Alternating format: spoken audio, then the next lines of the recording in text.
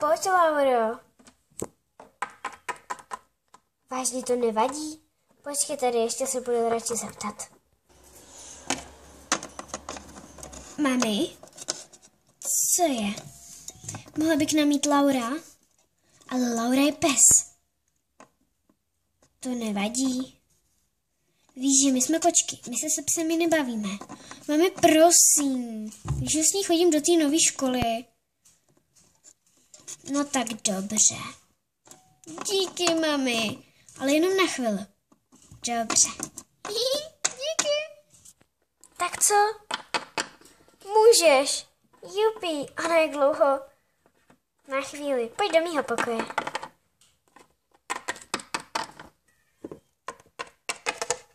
Tady je to.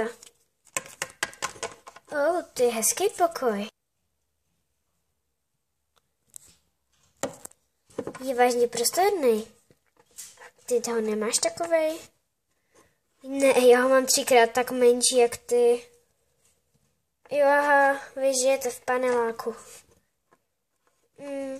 Taky bych chtěla mít dům. Ale tak, chci ti představit mýho domácího mazlíčka.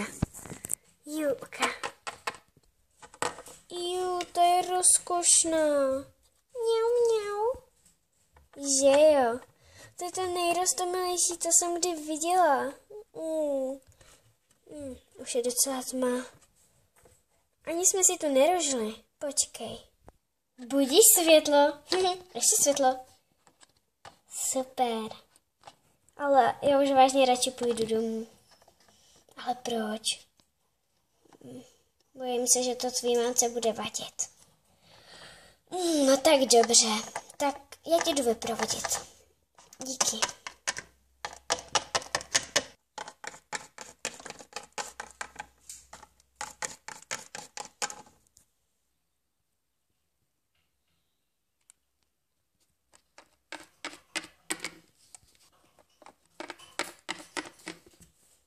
No tak ahoj.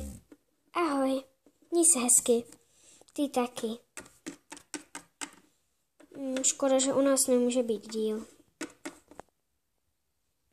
A to je konec dnešního dílu.